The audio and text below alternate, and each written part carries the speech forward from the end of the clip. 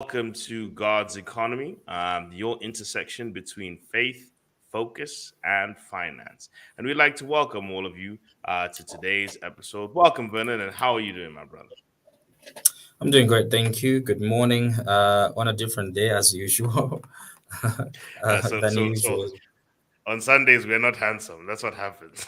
It's on Monday to Friday we were handsome, and then on Sunday you're humble. I'm, That's I'm I'm just that's the trying way. to pick it up.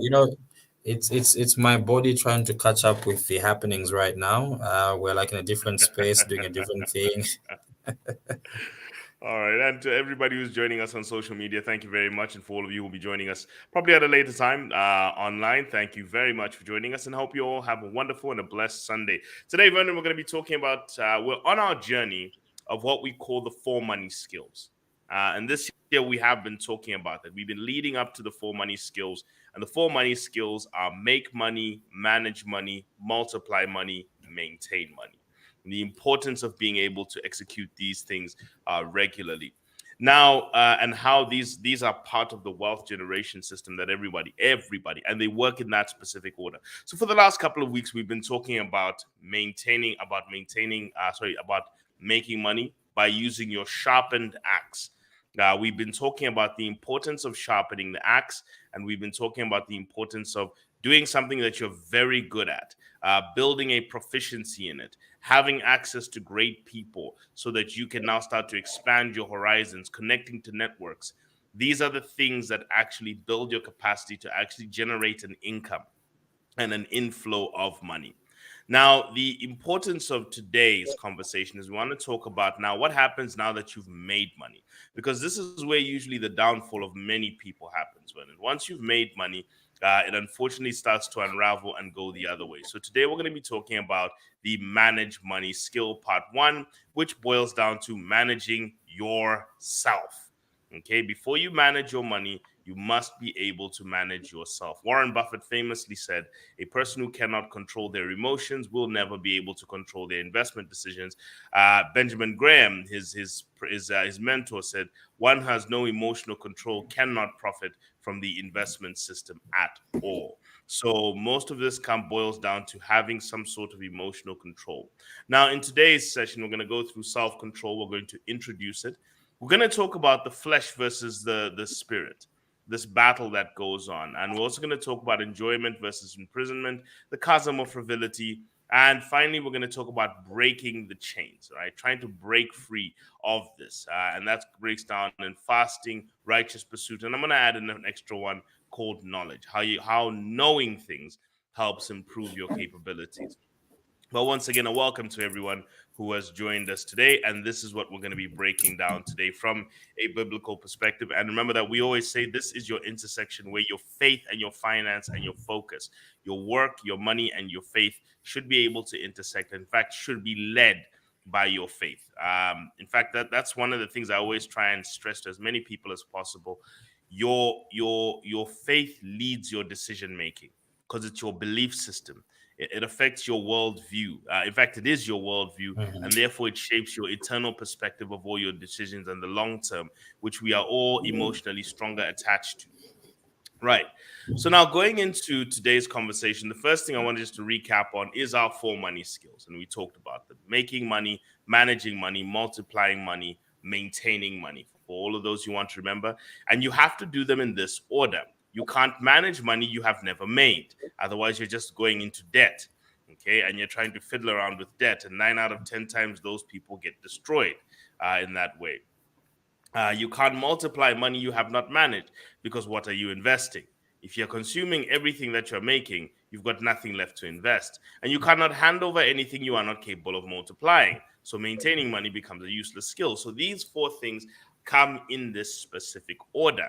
So these are the four money skills we've been traveling through this year, and we want to make sure that from a biblical perspective we have targeted most of these. So let's talk about the issue of the desires of the flesh. And the first verse I want to get into is this is Proverbs 32:16. And this is going to lead us today. And it says, he who is slow to anger is better than the mighty, and he who can rule his spirit is than he who can take a city. So real power, Vernon, comes from being able to control yourself. And I want to share a sermon from a friend of mine, actually a brother of mine, literally a brother of mine, on when he talked about this very quickly. Just quickly touch into it.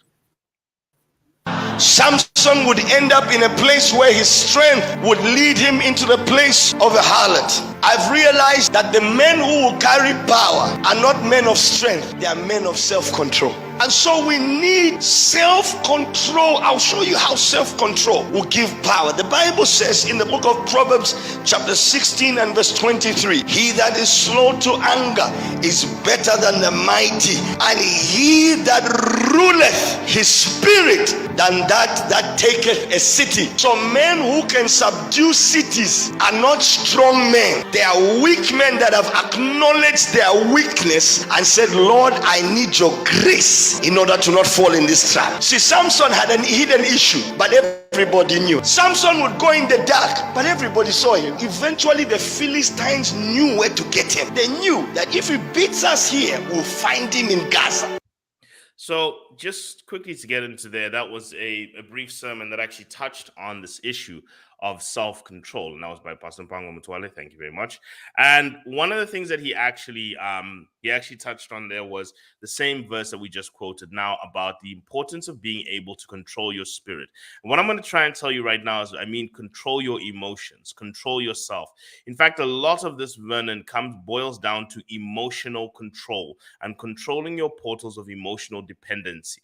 Okay, and we're really going to go deep into this issue, because if you don't target this, what ends up happening is your money always takes control of you. No matter how many budgets you write, no matter how many things you do, self-control and discipline are always going to be your undoing.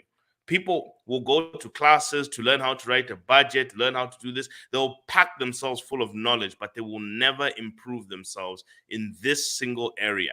And that is what ends up becoming their undoing all the time. So that whenever money hits your hand, everything that happens to you will drive you. It's like it drives you mad first, and then eventually you come to your senses when it's finished. And then you realize, you start looking at your budget again.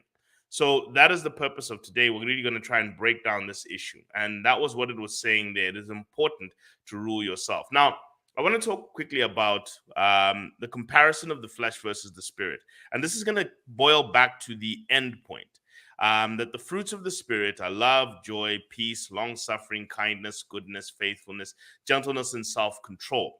Now, these are things that we all kind of want. Deep down inside, we want to feel love. We want joy.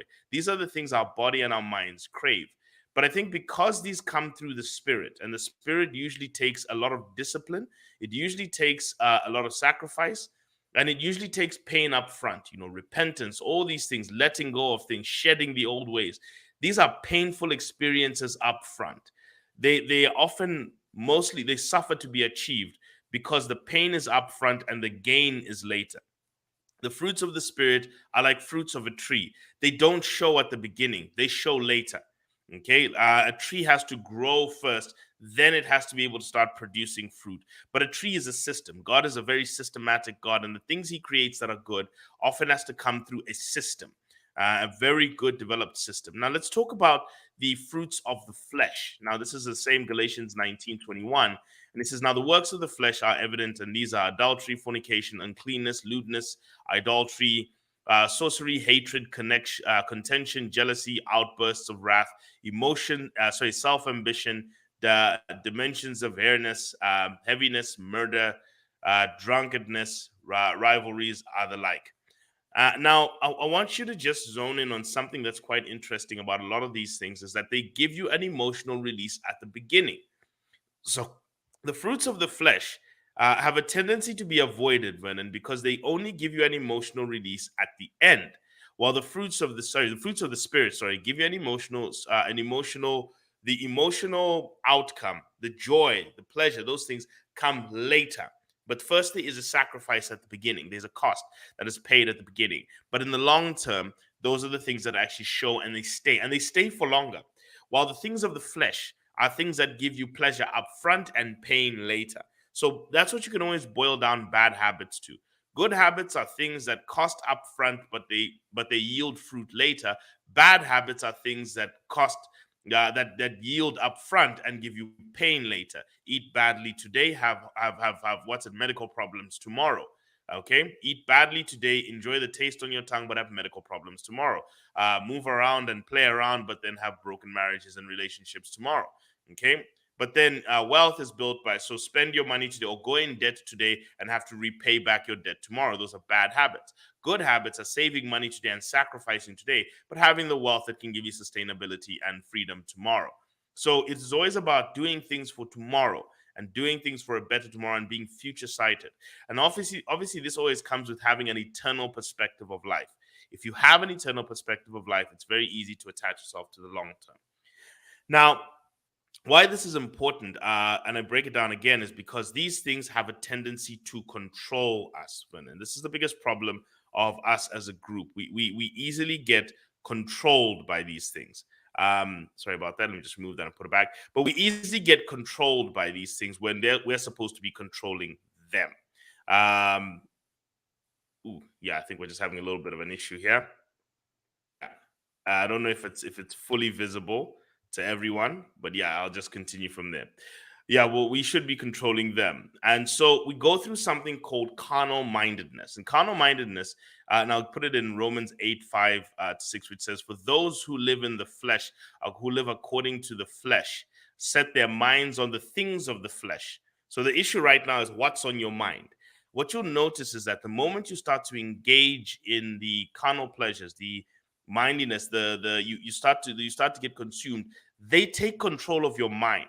Now, there's something in your mind, Vernon, called dopamine receptors, and dopamine is something. It's a chemical that gets released in your brain that gives you the feeling of pleasure, that euphoria, that happiness. Well, not really happiness, that's serotonin, but dopamine gives you this feeling of pleasure. Most of the cravings that you go through, Vernon, is your brain has these things called dopamine receptors. They're like nodes on the top of your brain, and they're calling out for that pleasure. So if you eat too much sugar, your brain eventually starts calling out for sugar. If you have too much physical activity, that you know which one I'm talking about, your brain starts to call out for that. So what happens to a lot of people is that their minds start to get warped by this life of the pursuits of the flesh, as we like to call them. So what happens is that according to those who live by the flesh, their minds their minds on the things. According to the flesh, set their minds on the things of the flesh. So that actually is a natural process, by the way. Your brain will start to crave those things. That's what cravings are. But those who live according to the Spirit live for the things of the Spirit. For the carnal minded is death, meaning the pain actually comes later. But those who are spiritual minded is life and peace. So in the long-term perspective, and he's talking about at a long-term perspective, everything negative that you're going to be doing, including with money. So I want you to get this into your mind.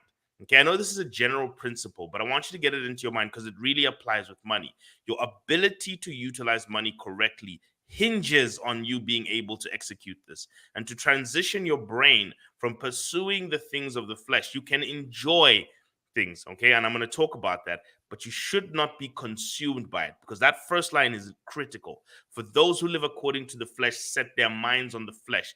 You really have to look up this. Like I said, it's very important because we've been talking about it recently in the world because of digital detox and the importance of getting off social media sometimes, and why dopamine receptors are being controlled by what you're seeing on social media. Every hit, everything, it's actually coming from there. And that's why the dopamine and fasting conversation has actually come about. So what is the monetary impact of the desires of the flesh? Well, here's the first thing I want to explain to you. Most of your purchases, your purchasing decisions, are 5% logical and 95% emotional. This is by Harvard professor Gerald Zaltman. And as a result, your financial plans, your budgets, your wealth attainment becomes such a struggle. Okay? And most people don't recognize this, Vernon, that when we market to people, we take people through 7 steps. Any marketing message takes people through about 6 P's. And the first 3 P's are emotional. It is pain. We talk about your problem. I want you to watch an advert today, Vernon, and ask yourself, okay, at the beginning, they're going to start by talking about your pain. Then they're going to talk about your problem. And then they're going to talk about a prescription for that problem. And that is going to emotionally connect with you. This is what leads to buying, okay? Purchasing decisions are best done when a person emotionally connects with people. So, and even in negotiation, You've even seen Chris Voss, who wrote the book Never Split the Difference, talks about how emotionally connecting with people by speaking to their realities and speaking to their pain and empathizing with their pain leads to increasing your probability of purchase, leads to your probability of getting a yes. It connects with people deeply. So what you have to understand is most of the things you purchase, Vernon, no matter how logical you think you are, you actually give yourself to them. There's an old saying, Mel Robbins in her book, The 5 Second Rule, quoted an old professor who said, human beings are feeling machines that think. We think we are thinking machines that feel, but we're really feeling machines that think. So you feel first and then think. You try and rationalize your thinking, your feelings afterwards. You look for things to confirm your emotions. And that is what happens to people. So a lot of your decisions are driven by your emotions. So we have to be very careful about this. And that's what carnal mindedness is. Where you are guided by the Spirit, maybe you're guided by the principles of God and the ways of God, that is spirit minded. At this point, you're carnal minded. You're guided by flesh. You're guided by season, spirit, feelings, everything. You're pulled in every direction. So I want to give you something called Maslow's hierarchy of needs. So this is a very important thing to understand. Abraham Maslow wrote something called the hierarchy of needs. Now, originally, it only had about 5 levels. Now we've expanded this thing to 9 levels. And it breaks into these things. There are 3 layers and 9 levels. And the 3 layers are your survival factors, your emotional factors, and your why factors. And today I'm going to talk about something called the chasm of frivolity. If you want to know where the majority of your money will go, no matter how much money you are given, Vernon, you must avoid the chasm of frivolity. And it is where you utilize things to feed your emotions. Okay. And this is where a large majority of people's money goes. At first, you're buying regular rice. Then you have to buy the premium value rice because that regular rice just wasn't good enough for you. And why it wasn't good enough for you is because you formed an emotional attachment to it. So your survival needs are your physiological needs, the things that make your body run: air, basic energy, clothing, food to drink, and people not that drink, regular drink, not Friday drink, not water to wine drink. Using the bathroom, food, intimacy, shelter, sleep, warmth, circulation, temperature, basic movement. These are important things.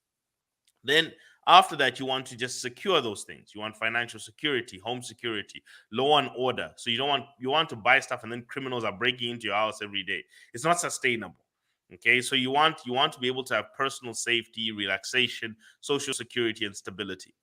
Now, above here, we now start looking at the things that feed your soul. Okay, so these are the things that feed and protect your body. The first thing, those are your survival factors, and you acquire these with money, and they're actually not as costly to meet. Okay, people say, oh, these other things are expensive. No, the brand of that thing you're buying is expensive. Okay, because of the emotional component to it. I always tell people, Vernon, if you want to move around, a Vitz or a small car is cheap. But those of you who are driving the expensive ones, it's because there's an emotion behind it. I learned this in economics too. My professor said, you don't buy things because of the actual function. That's a small component. So when you buy a Benz, you're buying comfort, you're buying status, you're buying luxury, you're buying a stronger name in society. These are the things you're doing. So the other parts a person needs is social. You need to be socially accepted. You want to feel affection. You want belonging. You want family. You want friends. These are important things to your soul. You want esteem, achievement, approval, attention, competence, dignity, freedom. These are things that you want for self-esteem. Then eventually you want to experience beauty. Why do you buy certain things, a certain watch? Vernon, because it's beautiful, it's elegant, or it makes you feel beautiful. Most of the cosmetic industry is built on making people feel beautiful. Okay? So it's a feeling of beauty. Emotional needs, your joy, courage, confidence. Now, all of these emotional needs that are mentioned here in that level are actually captured in the 3 levels below or captured in the 3 levels above. And I'm going to explain this chasm of frivolity thing very carefully.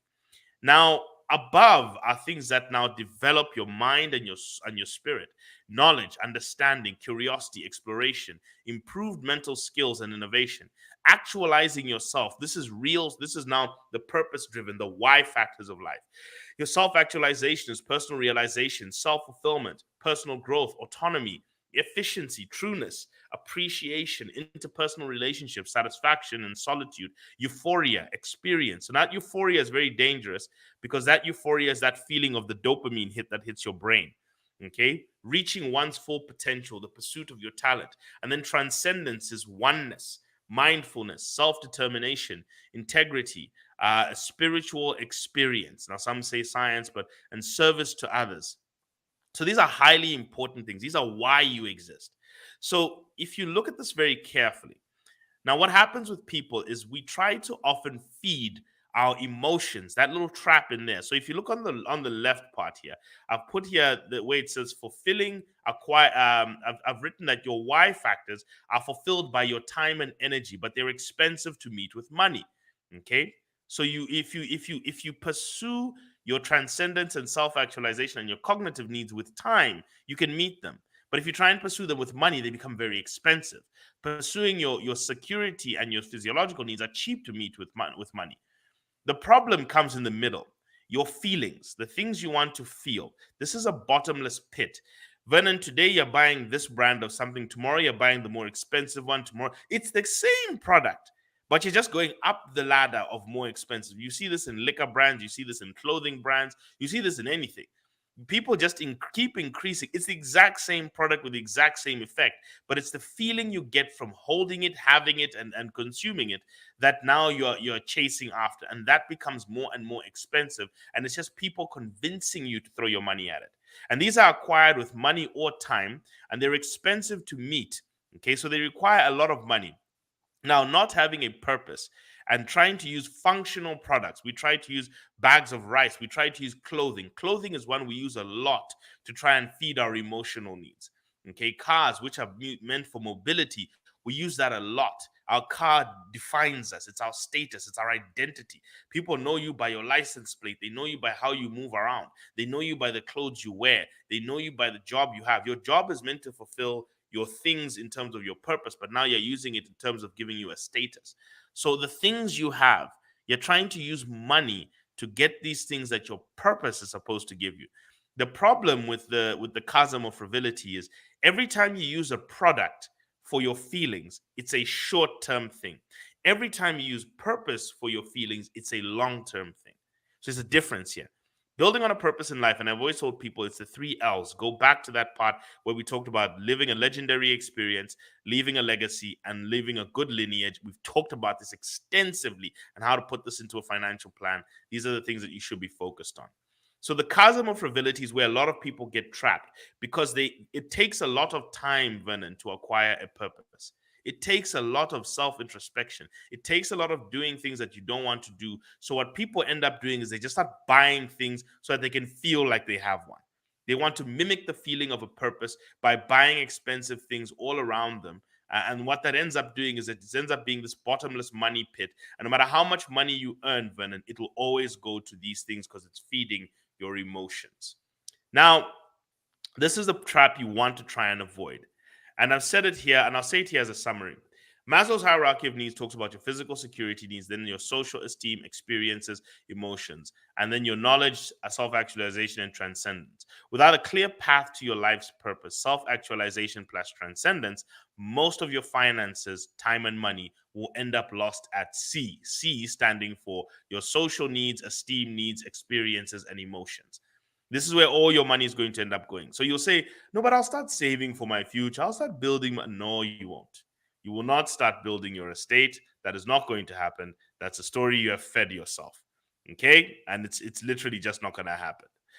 So this is what you have to try and avoid, making your money get lost at sea. And welcome to everybody who has joined us so far. Now let's talk quickly about, now this is a quote from The Psychology of Money by Morgan Housel. And here's what he says. You may think you want the expensive car, a fancy watch, and a huge house, but I'm telling you, you don't. What you want is the respect and admiration. So you see what I mean? You're using cars, houses, and watches for the respect and admiration your soul wants to feel.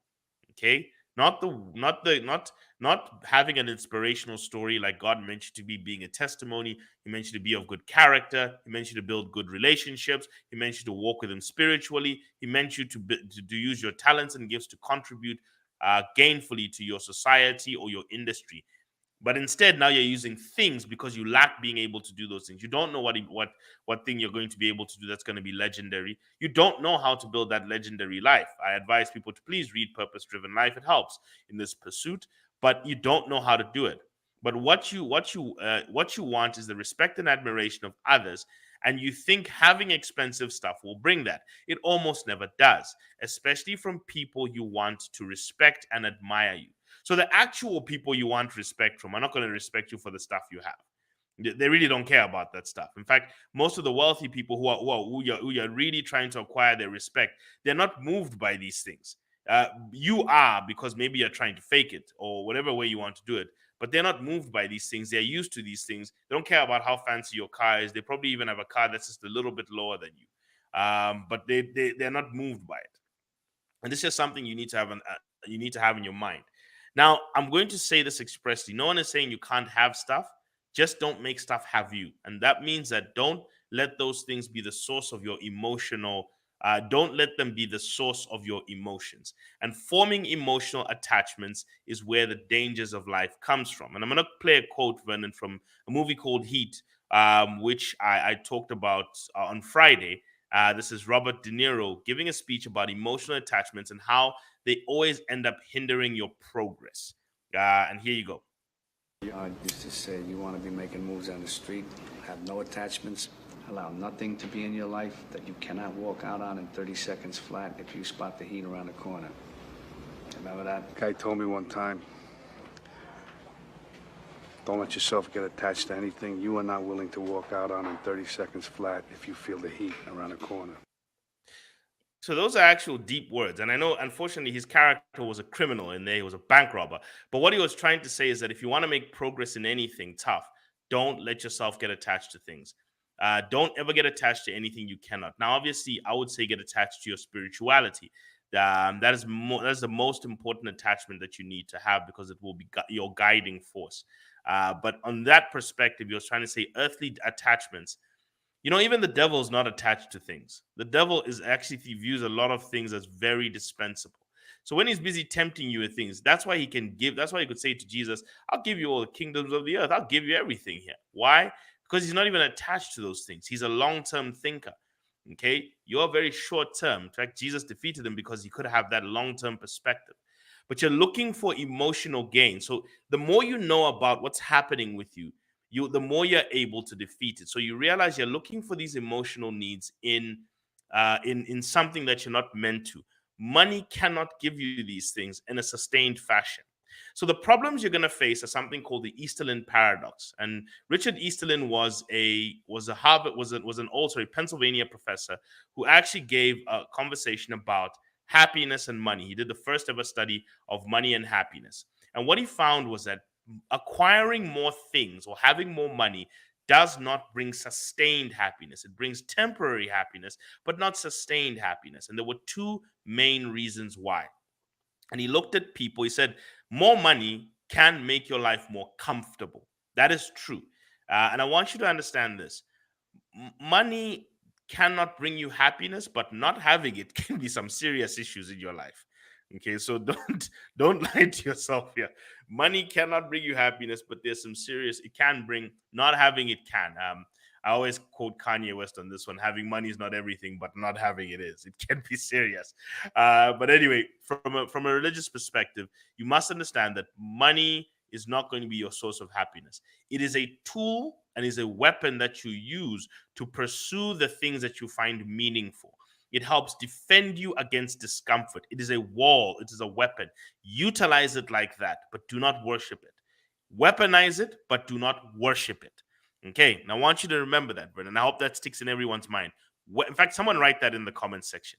Weaponize your money. Do not worship it. Okay, because weaponizing your money is utilizing it for a war, but worshiping it is stopping and allowing it to become your idol in your life. So I want you to stick that into your mind. I'll even post that up for everyone, but I want to see that posted in by everyone who's listening. Weaponize your money, do not worship it. And here's what Easterlin talks about. The Easterlin paradox basically says the reason why, Vernon, having that brand new car, okay, for example, may not make you happier is because, one, it requires social comparison. First thing is that you have to be the only one with it. If you are not the only one with something, then you stop being happy. Okay, it stops making you happy. It's only happy because it's giving you social status. If you are the only person, so if you're the only person, now I'll give you an example of this. The radical entrepreneur Dumisani Ngube was being interviewed once about his youth, and he talked about the fact that when he was young in the villages, and he said we grew up in poverty. He was telling the story, and he said the guys who were the kings were the truck drivers. And he says, yeah, I understand. In society, they're just regular truck drivers, but to us, where we walked around barefoot, where we played with wires and everything, these were dons, these were kings, because they had cars and they were the buanas of the area. So due to social comparison and them being the only ones who had access to a vehicle, they were the kings of the hill. The hill may have been smaller, but they were the kings of the hill. But when you go back into general society, your truck drivers are not the kings of the hill. That's the difference. So social comparison allowed those guys to feel puffed up and strong in that society because they had something that no one else could have. So the first step to things making you happy, Vernon, is no one else is allowed to have them, because once someone else does, that's going to take away your happiness. It'll rob you of your joy. When you have that nice phone and someone else comes right next to you with it, it robs you of your joy. When women, I've seen women do this when they wear a nice dress and then somebody wears it. Now it's a question of, quote unquote, who wore it better. And now it's a competition because it robs you of your joy. Okay. So the reality is, things, once someone else acquires it, robs you of the joy that you put into it. Now think about how many hours you spent earning the money to get that thing, only for one person just to buy it maybe a minute after you, pitch up next to you, and it robs you of all your joy. And therefore now all that effort is for nothing. The second thing is called the hedonic treadmill. And the reason why this is important is that things are only nice when they're shiny. If they're not new anymore, they stop making you happy. Okay, so once the novelty of the item wears off, which is in about 6 months. So here's the reality to you, Vernon, as a person. To be happy buying things, you always keep having to buy the newest and the latest before anyone else. And that is an endless pursuit, because the whole world is also trying to buy the newest and the latest. So you are in a heavy monetary competition with people, and you are never going to be happy, because somebody is always going to wake up, get richer than you, buy that thing, buy something better than you, and that thing that you derived your happiness from is now going to give you sadness. So this is what you need to control to be able to control your money. Understand this, that the thing you are hoping to acquire that will make you happy, if it's not for a purpose bigger, if it's not just to enjoy it, if it's just for the purpose of, once I have it, I'm sure I'll be happy, including marriage, by the way, people, including weddings and marriage, that you spend so much money on only to divorce 2 years later, including those things. All right. The things that you have, if it's about exclusivity, and you have to be honest with yourself, Vernon, am I buying this thing for novelty and exclusivity? If so, why am I putting so much of my time and effort into it? That will then help you answer the right questions in it. Okay. Now, the next thing I want us to look at is, where do these emotional bonds come from? And I'm going to read a few things. Read a quick scripture here to just explain. But this comes from, if you look at the book of, First Kings 19, God talks to Elijah. And in 1 Kings 19, Elijah was being told that God will avenge him. And he said, look, don't worry about it. Go back to where you come from. Go back from where you came from. King Jehu will kill King Ahab and Jezebel.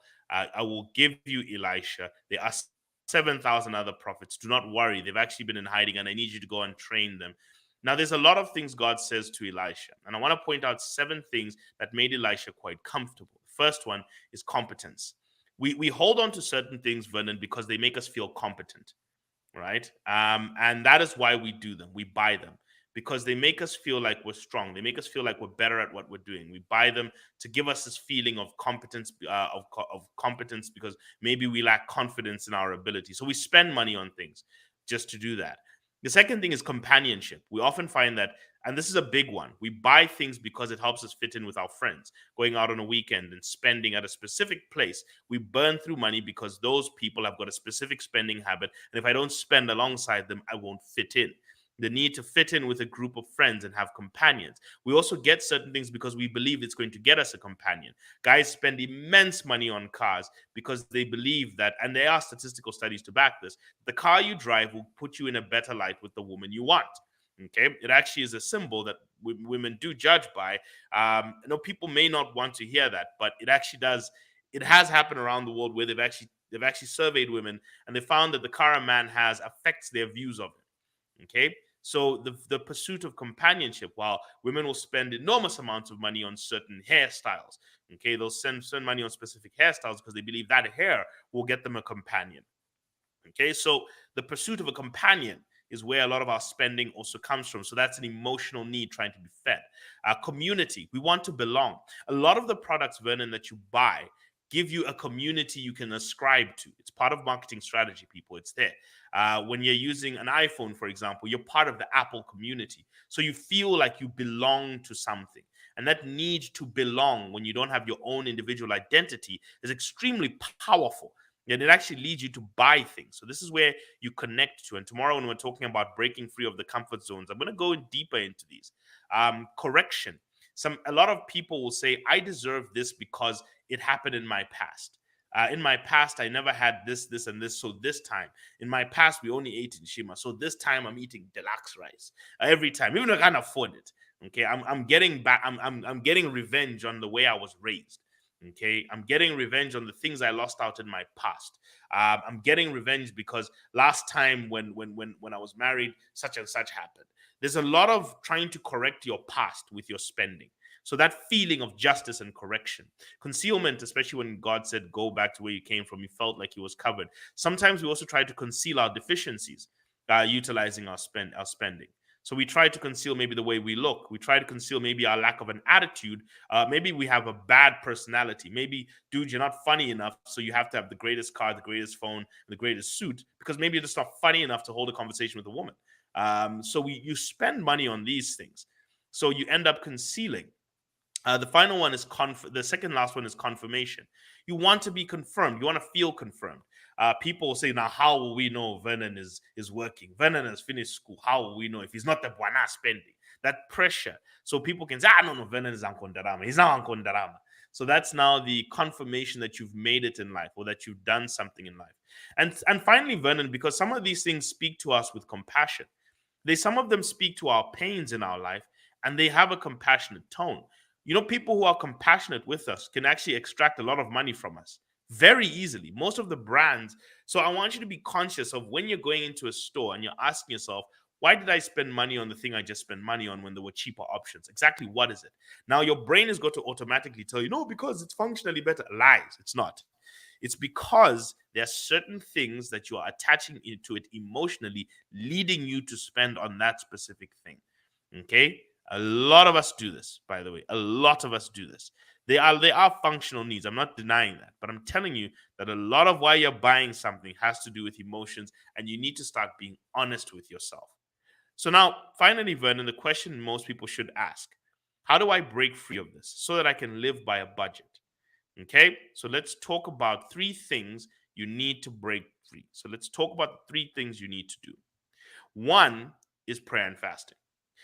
Oddly, if you want to start looking at how to reduce dopamine dependency, it actually, and this is science now speaking, not religion. They said, how do you get people unhooked from social media? They actually said you must go on a 21-day social media fast. Vernon, I wonder who came up with that idea 2,000 years ago. Could it have been a fella from Nazareth? Let's read.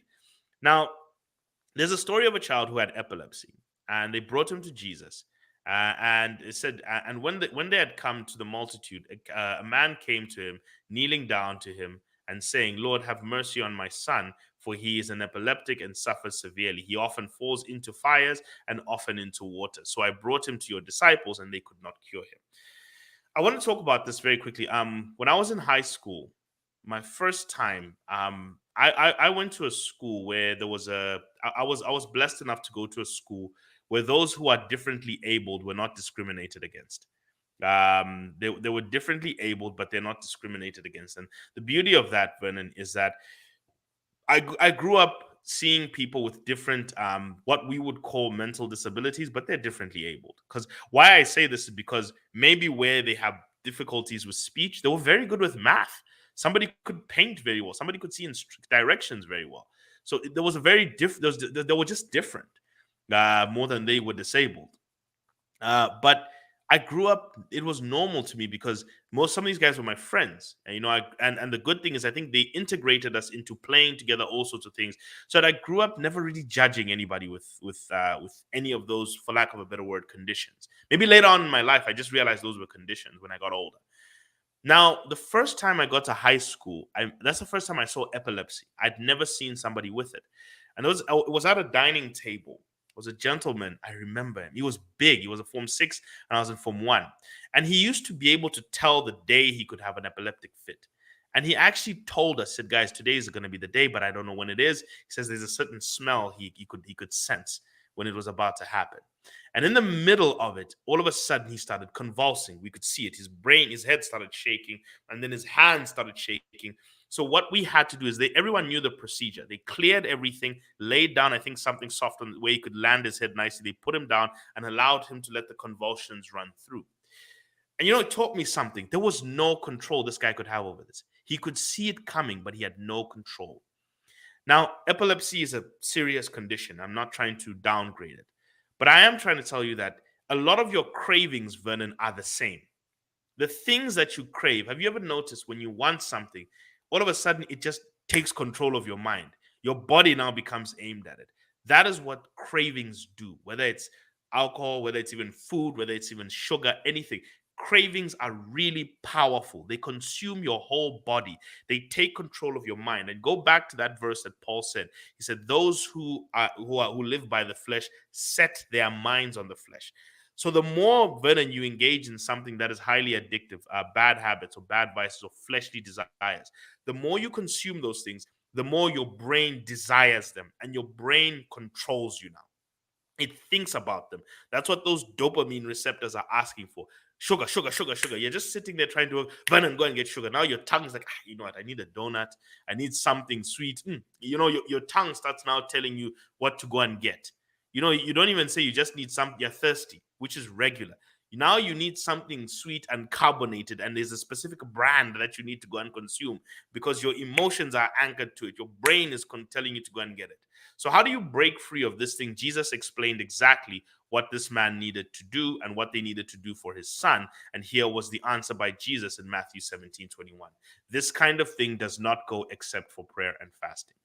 Scientists were actually saying that if you wanted to break down, these were studies that are saying, if you wanted to break down social media dependency, you have to actually, they said, fasting and meditation, or deprivation and meditation. Those are the terms they use. That, Vernon, is prayer and fasting. And they said for 21 days, you must cold turkey get off social media, disconnect from it, if you want to get the craving away. What do you do to an alcohol addict, Vernon? You take them to rehab, where they are physically disconnected from any access to alcohol. And then you take them through a level of meditations to try and reorient their brain to it. So it is prayer and fasting. So one of the things I would advise to as many people, write down the things that you really, really pleasure in this world, that you really, really treasure and enjoy. And at least once a week or maybe once a month, make sure you go through a fast. This actually helps build your discipline, especially when it comes to the things that drive your brain into cravings. Okay, so that's something you must try and do. So to try and reorient your mind, and scientifically, all that happens is that the dopamine receptors in your mind, when you fast from things, whether it's food, whatever it is, and if you can control food, by the way, if you can control food and physical desire, or intimate desire, you can actually control almost any desire. But the dopamine receptors in your brain, Vernon, start to recede. The less you expose yourself to the thing that grew those dopamine receptors, the more they start to come down. So it's very important for you to recognize that. Now, the other thing that you're looking for is here in 1 Corinthians, Paul also says it, but I discipline my body and bring it into subjugation. So that is what you're trying to do. You're trying to tell your flesh to stop speaking to your mind, and you want your mind to be able to speak to your flesh. Okay, so your tongue is telling you to go and buy something. Your body is telling you to go and pursue something. Everything is telling you to go and get something. Now you want the control of your body to be able, your mind to be able to tell your body, we're not doing that. We're going to do that when we say so. And that gives you control over your spending.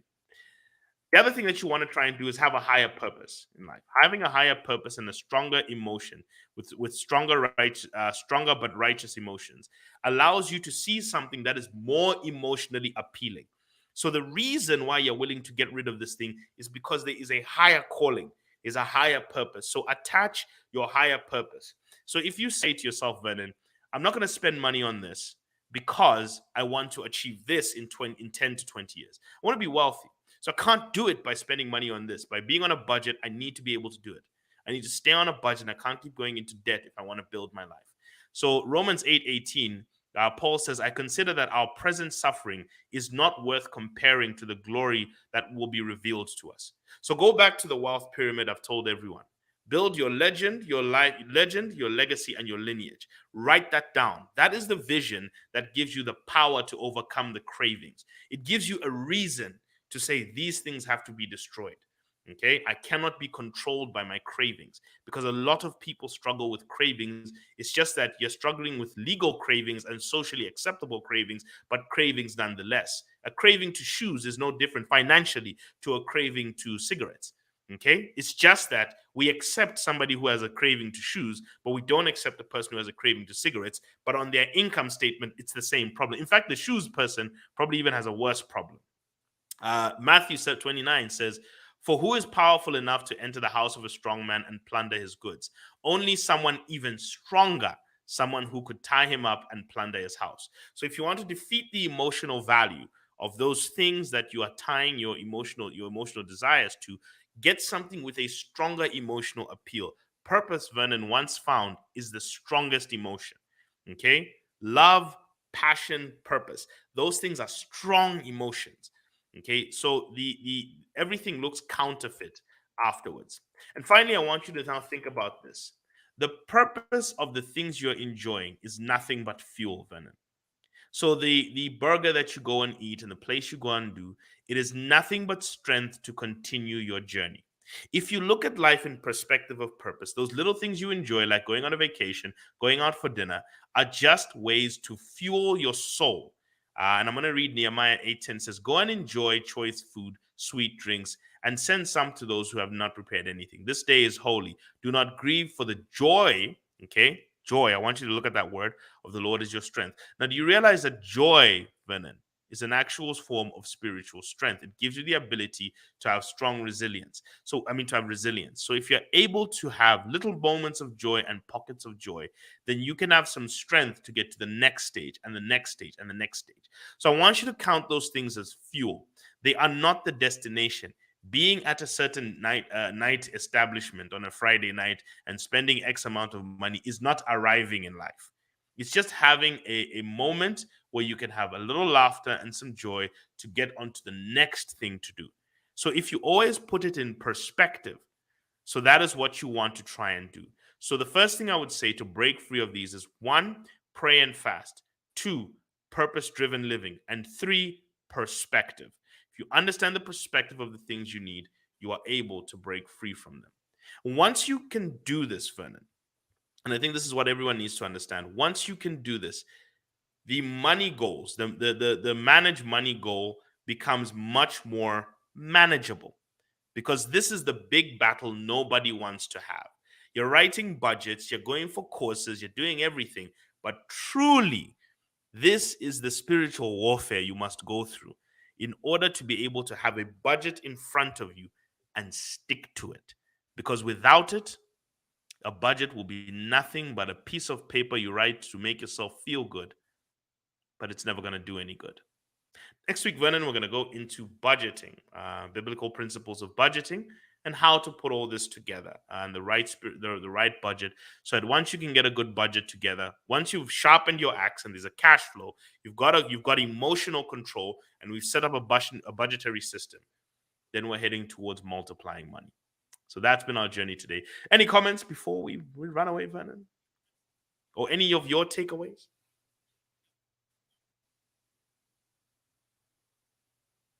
Oh, sorry, I think you're on mute. Sorry, you're on mute. Or your mic's not working. Sorry, try again. No, sorry, you're still silent. But yeah, Still can't hear I me? think we can hear. I can hear you now. Ah, right. So my takeaway from everything would be the just being able to relate with the emotional spending. It is taken so lightly, because I don't know, maybe we grew up from a culture where we're not really inculcated on the spending habits, and whatnot. But ultimately, I think as everyone grows, getting wiser and whatnot, we should be able to come to a level where you understand that your emotional spending has to be tamed and at least just take control at whatever level. Of course, like you said, gradually you get there, but sometimes we tend to spend a lot of things, actually even go to extents of getting loans to buy something that is going to make you feel nice, but actually put you in debt, that you now be financially suffocated. Your salary, almost everything on your salary on your payday goes to just paying back that loan, because you are trying to satisfy a feeling of having to be known as you're driving the latest Mercedes Benz, and you always have this nice suit that you always put on at work, and which really logically and actually not very sustainable things to do, and I find that to be a bit disturbing, because I will not put myself in pressure in a space of 3 to 4 years, because I was trying to instantly satisfy myself, by buying a nice suit, being able to go to fancy hotels and whatnot. I feel that is something that has to probably be dealt with in depth and extensively, so that people can really understand the severity and the damage actually that comes with such kind of habits, in the long run, because these potentially derail one from having to be financially free, acquiring as much wealth. Imagine you get yourself a loan of 100,000. The bank will not advise you not to get the money. The bank will be happy to see you go get that money. Yeah, So income. you get Yeah, 100,000 income. kwacha to go get yourself a home, go get yourself a car, and you will be in debt for the next 2 to 3 years, and that is going to suffocate your wealth plan. If you had plans at all to invest in something, that will be also derailed. If you're looking at leaving maybe a legacy or some sort of lineage for your children to come, that will be derailed by 2 to 3 years. Imagine what kind of progress one would have attained in that period, in that space, all because you wanted to feel comfortable for a month or two, which is very, impractical, I feel. And I feel some of these should probably be brought to, as younger levels as possible. So as these young ones are growing, they have the right mentality around finance and wealth creation. I feel we'll be in a better position, as young people growing up, when we are more vested with regards to money matters and just how one would make money. One would probably manage money, multiply the money as well as they're growing up in this new world where the economy is even funny as it is. You don't want to be overspending to please others, going to the club, spend the whole night buying bottles for your friends. Tomorrow, you barely have lash on money, you barely have food in the kitchen, you have rentals which are due that have not been paid. I think that is it together. Is an aspect of rational spending should really be dealt with, I think, in depth. Exactly. So, yeah, it is the barrier. You will not get to financial freedom if you cannot spend rationally. That's even, I think, Emark, he apparently was giving a speech once, and I was sorry I didn't get the video. But apparently he sat on the panel and he said, make a lot of money, but live modestly. That's what he actually said. He said, live modestly, and that's where your issues are. So live modestly. But I will tell you, I recently had a conversation with someone. Sorry, Vernon, and I know this may be this is what we mean when we say the spirit leads. Sometimes the spirit leads. But I wanted to quickly share something I talked about with our generation, the MTV generation, and what happened to us. Generations for a second, because the older generations were sort of lucky enough that when they were growing up, they didn't have this box in their house that was showing them this glamorous lifestyle. Now, The TV. the TV, and every day It's just flashing this lifestyle, making you desire it more and more and more. And the moment a kwacha hits your hand, it's straight into that lifestyle. We, especially from mine, I grew up in the time where MTV came about, music TV, and they actually invented the music video. So now we have these music videos with all these rappers flying planes, showing diamonds, partying, and they're just building this desire in your heart. The moment you're consuming that much content a lot, the moment money comes in your hands, you know exactly what you're gonna do. So that was an interview I did yesterday, and I was trying to point out that we were raised, Vernon, in the MTV generation. Where do you think this impulsiveness comes from? We sat there consuming music videos of guys flashing. You're saying, why do we blow money in the club? Why don't you just take a look at the music videos we have? We were watching when we were kids. We're living the imagery. Every Friday is a representation of the music videos that we used to consume consistently. And we were the TV generation. They're now the social media generation. Instagram viewership, in fact, Instagram viewership is driving people's behaviors. What car someone's flashing on Instagram, what this, and you can't wait for Friday to join in and belong to that. So you want to belong, you want to be confirmed, you want all these things that comes with that status, confirmation, belonging, all these things. So the reality I think people need to understand is that your what you are allowing into your eyes and your ears is going to determine how you think. So if you want to say, but where is this coming from? How come I can't control myself emotionally? In as much as you want to fast from food, the most important thing to fast from, Vernon, is negative influences. When you fast, switch off your TV. When I say prayer and fasting, switch off that TV. Disconnect your social media in that period of disconnect it. Because if you don't disconnect it, that eye gate and ear gate, which has been your source of influence your life, every time it's just going to keep pummeling you with emotionally driving imagery that is going to lead you that the next time money comes into you and your irrational spending will continue. So watch your influences. The fourth thing I'll even add to that is, yes, you must pray and fast. You must pray and fast. You must have a higher purpose. You must put things into perspective, but you also need to cut off certain negative influences and watch what you are watching, watch what you're listening to, watch who you're listening to, because that's where those emotional spending desires are coming from. Sorry, I think you're back to silence. The whole night you be after having watched all of those videos of people splashing money, you go to the club. The whole night you're listening to the same music again. You know. Yeah. So that's really important. So to everyone, yeah. Sorry, I don't know what say as in you're saying on that point. Yeah. So I feel the whole context of everything, people will try to not want to marry religion or church or God with money or life, career life, academics. I feel at some point they all meet and marry. I will tell you there's some of the principles that I have learned from the Bible that I've actually really worked in business, and I've learned certain professions, habits, and conducts that were equally applied in church, and they just worked out quite excellent, and things are progressing like that. So there are people who feel like we don't go to church, we do clubbing, we do women, we drink and whatnot, but our lives are still progressing quite well. There's always something you're missing if you don't expose yourself to the right content.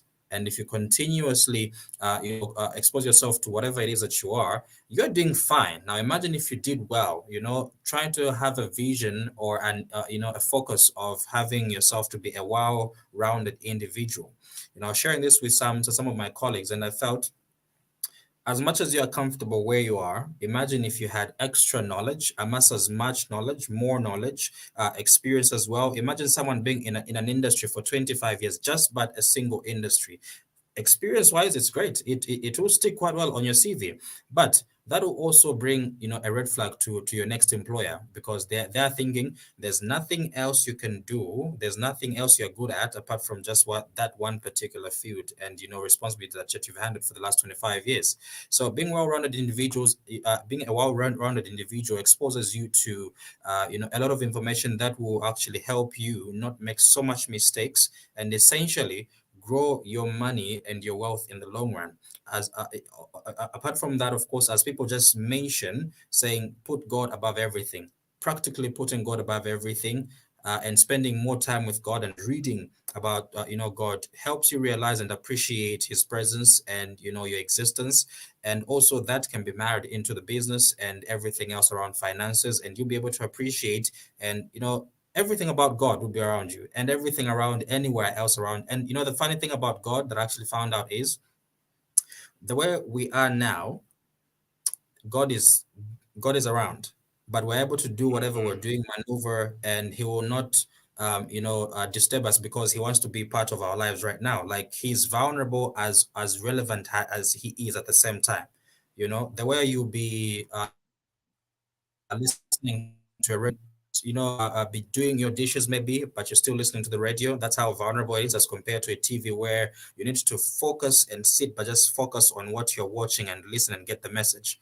But for God, you can be praising God now and you're still doing something else. I can be having a conversation with you right now and I'm contemplating something in my spirit. That's how important and also vulnerable God can be. And that's how wonderful. But then if one feels they can do without God, they're missing it, and this is what also you can do. You said one needs to be able to reach a level where they can make wealth as they are sleeping. Yeah. Something relatable to God, and you can only pick it up but when you expose yourself to financial knowledge, financial wisdom, and God Himself. So the only way one will realize that they are making money is only if they go for work, and they feel, I didn't go to work today, so I don't have no money. But then if you expose yourself as much to, financial, there are ways you can wealth, and you can actually riches while you go for work and do an activity or two. So I think more of what you expose creates and molds who you become at the end of the day, and only people can realize that the more they expose themselves. And this is why, of course, programs like this are available on Money FM. So yeah, if you do take a religious perspective, and I know that we did open up to this, if you do take a religious perspective on this, if your perspective is not Christian or religious, you view money as ownership. It's mine. I get to do what I want with it. I get to burn it, and nobody can say anything to me. It's my money, that mentality. If you view it from a religious perspective, you view it as stewardship. Stewardship is different from ownership. This is God's money. He actually gave this to me. He has entrusted me to it. He has allowed me to benefit from it, but I need to grow it and manage it. So you're like an investment manager, okay, to God's estate that He must hand over to the next generation, being your children or your successors. Who are you going to hand this over? And you have the duty to hand over your wealth estate better than how you found it, okay, or build it up to a certain point, or build on something and hand it over. So having a godly perspective to money is different. And there is a poverty perspective, which I think we have taken in. And poverty, by the way, is in many wealth classes. There are people who are poverty minded who are rich. And I always tell people, be very careful of the influences. And I really want to harp on this one, Vernon. The influences we pursue, the people who are giving influence over our lives, just as a final point. So I know this one came in, but those people end up bankrupt. Think about it. The football players, the musicians, the basketball players, the celebrities, even the politicians. Think about all the politicians who, when they leave, when they leave political office, what happens to their lives? They just devolve. They dishevel. They never built proper wealth. They built these lifestyles based on their positions. So the reality, what you have to understand, is the people you are looking up to, are you watching them in the long term, or are you watching them in the short term? Have these people stayed rich for a long time as you're busy trying to emulate them? Because most people in those positions, Vernon, go into abject poverty very quickly. That's why we're talking about somebody who said, I ate the money last week, because that's what happens. He was the man at that point. Remember, he even said, when I used to come into town, our footballers in town, and the whole town would stop. Do you think they stop for him now? No, they don't. Because the reality is that those riches are short-lived. So be very careful also of pursuing the habits of people who are doomed to having short-lived riches. So this is what a lot of us do, by the way. We like to emulate and say, no, but that one's rich, that one's rich. 5 years from now, 10 years from now, whatever time from the end of their career, are they still going to be rich? If they are, good. But most of them end up destroyed. Okay, because that whole lifestyle was dependent on something they were doing, and the moment that thing went away, the moment they got out of sports, out of office, or the thing that was causing that cash flow, the moment it's taken away from them, their life just falls into disaster and ruin. So this was not an asset they built. This was a job they had or a task they were doing. So for most of us to be very careful about influences and also interrogate those influences very carefully and ask them, is this exhibiting long-term tendencies or is it exhibiting short-term tendencies? And also ask yourself about what perspective you're taking on money. Are you taking an ownership perspective or are you taking a stewardship perspective? Because ownership, you can burn that money and walk away and you're not answerable to anything. But if you do believe as a Christian, you are under stewardship, and God has got rules of stewardships. He expects money multiplied. He expects that the money he gives you should be multiplied. He expects it should be maintained. He expects it must have expansive power. With every generation who touches it, it must improve. He expects improvement. So if you're a steward, you have to go back and say, what are your specifications you want me to do with the money that you're giving me through this job, through this business, through this talent? What is it? And then when you're able to look at that, then you'll start to look at, okay, and then I need to harness my money skills so that I can do right by what the owner, the real owner of the money is asking of me. All right. And I think we'll really go deeper into that. But I think for today, we'll run that one dry. Vernon, it's been good. See you tomorrow as we start our week talking about comfort zones and breaking free from comfort. Cheers, my man.